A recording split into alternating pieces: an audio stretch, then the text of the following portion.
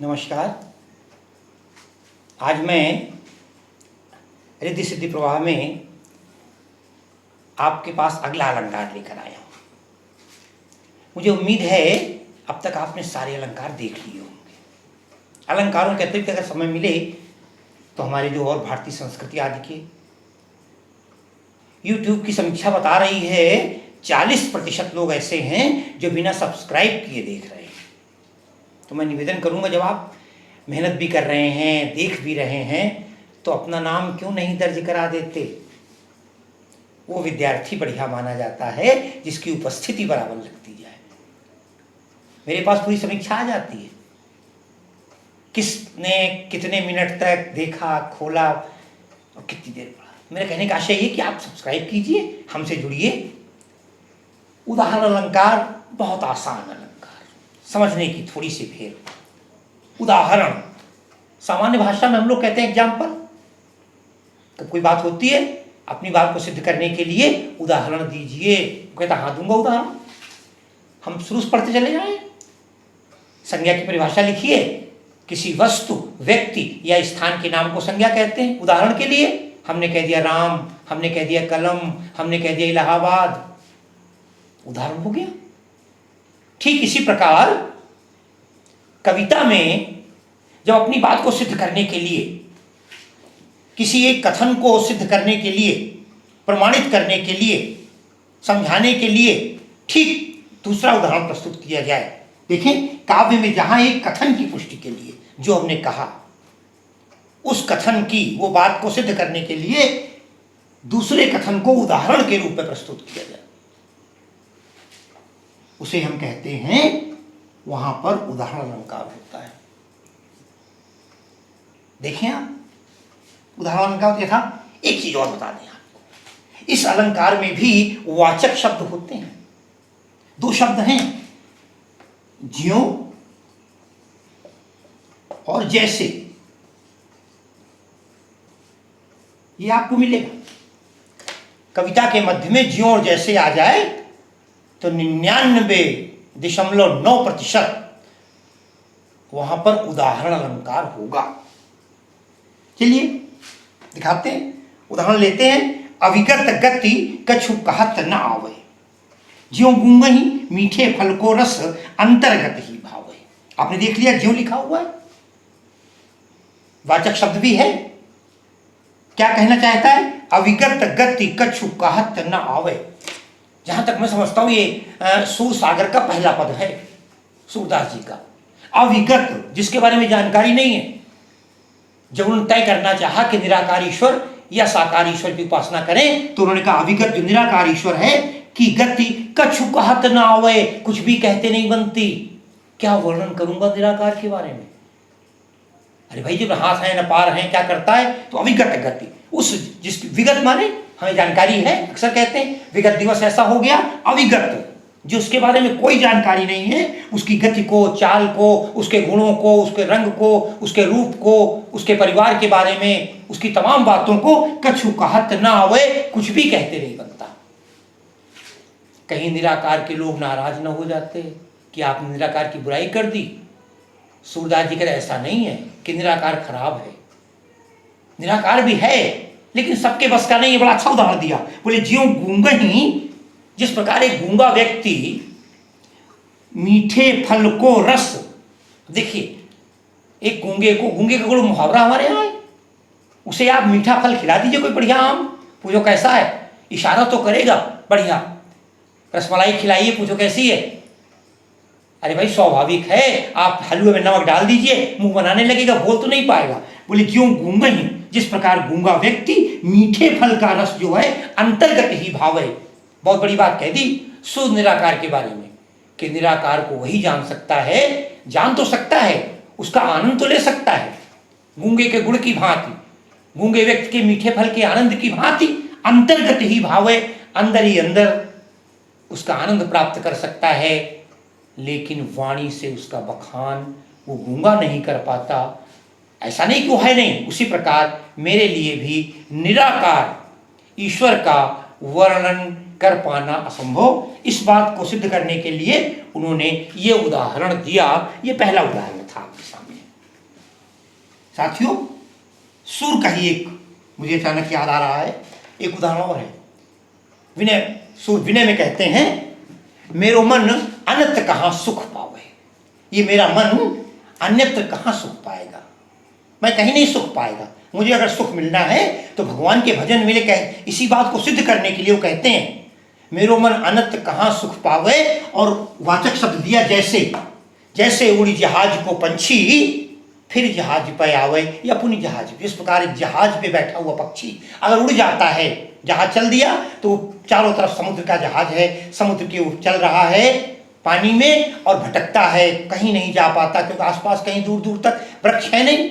जिस प्रकार जहाज का पक्षी चारों तरफ मंडराता है फिर आकर जहाज में बैठ जाता है, उसी प्रकार इस पूरे संसार में ये मन घूमता हुआ अगर मुझे कहीं आधार मिलता है तो कृष्ण की भक्ति में, कोई दिक्कत नहीं होनी चाहिए।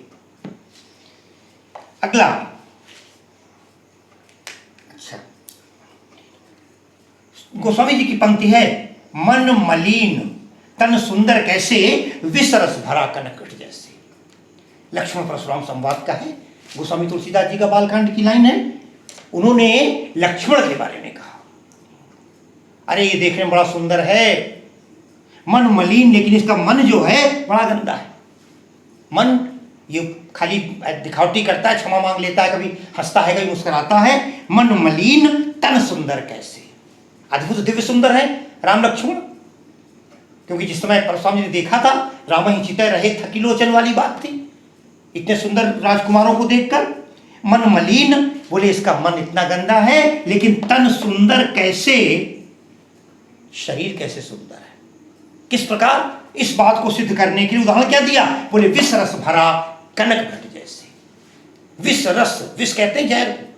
एक घड़े में नहीं, या तो कनक घट कहा है, सोने का घड़ा हो, घड़ा तो सोने का है, बाहर रूप सुंदर हो गया, शरीर सुंदर हो गया, और कनक घट जैसे विष रस भरा, लेकिन उस घड़े के अंदर क्या भरा हुआ है, विष रस, जहर का रस भरा हुआ है। जहर का रस क्या हुआ, मन की कुभावना, कलुषित भावनाएं, उन लोगों पर प्रहार कि जो ऊपर से बड़े मीठा बोलते हैं, मधुर बोलते हैं, लेकिन विष रस भरा कनक घट जैसे।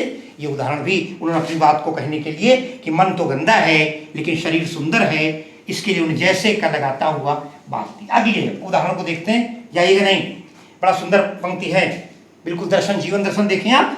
जगत जनायो जिहि सकल, बड़ा अच्छा उदाहरण। आज कुछ लोग इस लाइन को जब सुनेंगे तो खुद सोचेंगे, विचार करेंगे कि बात तो बड़ी गजब की बिहारी कह के चले गए, हमने सोचा ही नहीं था अब तक। बहुत लोग सोचेंगे, आप देखिएगा, आप लोगों में से बाद में सोचिएगा कि आप इस बात को सोच सकते थे।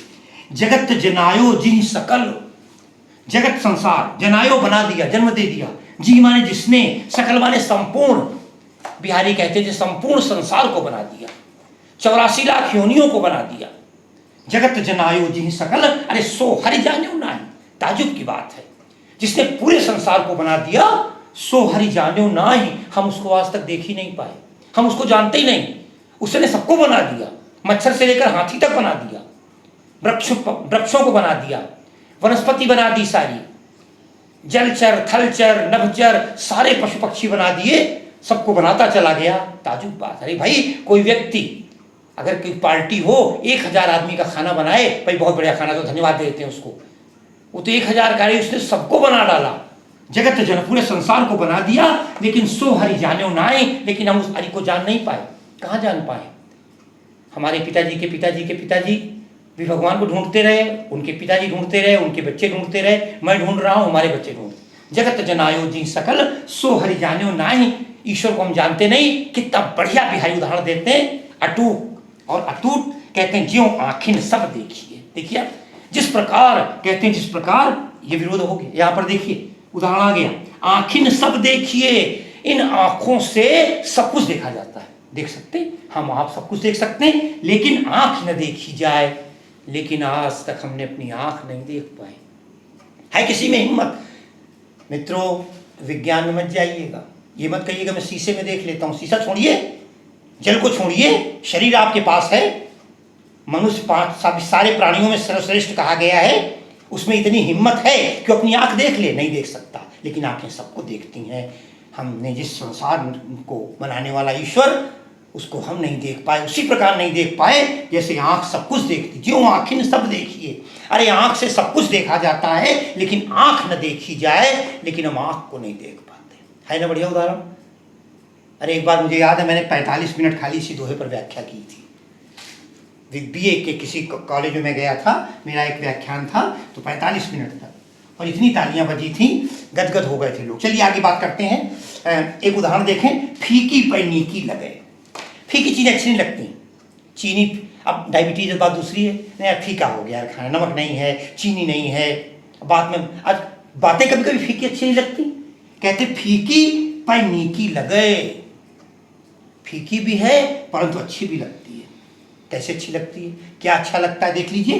कहिए समय विचार, वो कहते हैं समय पर विचार कर अगर कहा जाए, अगर समय सही है तो खराब बात। कई बार ऐसा होता है, कई विद्यार्थी मुझसे पता लगा लिया करते थे, मिस्टर सर्कस इस समय गुस्से में तो नहीं है, मैंने अपने विद्यार्थियों कॉपी में जितने नोट डाले हैं, शायद मैं समझता हूँ पूरे भारतवर्ष में इतना कोई शिक्षक नहीं होगा, हमारे विद्यार्थी मुस्कुरा भी रहे होंगे कुछ देख करके कि जितने नोट मैं लिख दिया करता था। आज भी हर विद्यार्थी, लेकिन वो बड़े प्रसन्न हैं। आप वो जब पुराने दिनों की याद करते हैं तो फिर उन्हें बड़ी प्रसन्नता होती है।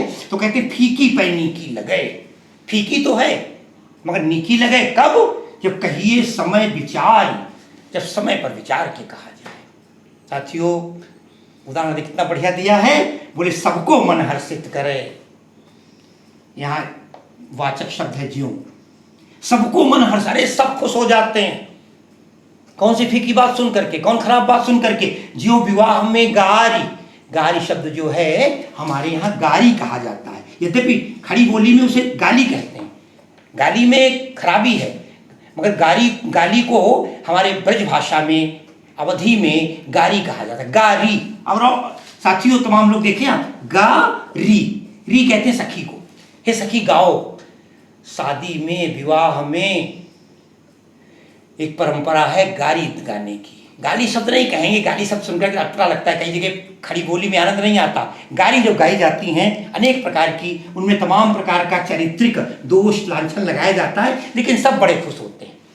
मैं यहाँ कोई गाली तो नहीं गा सकता आपको, न सुना सकता हूँ। मैं एक आध बारातों में गया हूँ और जब उनमें तो महिलाएं जब उस आप तो बरातें दरवाजे पे ही पहुँच गई, लौट आई, नहीं तब आंगन में आज बैठ करके जब लोग कच्चा खाना पक्का खाना खाया करते थे, कई दिन बरातें रुकती थीं, तब महिलाएं जब अंदर से बैठ करके गाली गाती थीं तो बड़ा सुंदर लगता था, बड़ा अच्छा लगता था। तो कहते सबको मन हर्षित करें, जिस प्रकार विवाह में गाली भी बड़ी सुंदर होती है, प्रसन्न होती है, उसी प्रकार नीकी फीकी पे नीकी लगे। ये था उदाहरण अलंकार, बढ़िया लगा, सब्सक्राइब कर। साथियों YouTube पर भी आप लाइक किया करें। एक बार मैं ये कहूँगा और अपना कमेंट दीजिए, मैं आपका आभारी रहूँगा। एक बार फिर आज के लिए उदाहरण अलंकार के साथ आपसे विदा ले रहा हूँ।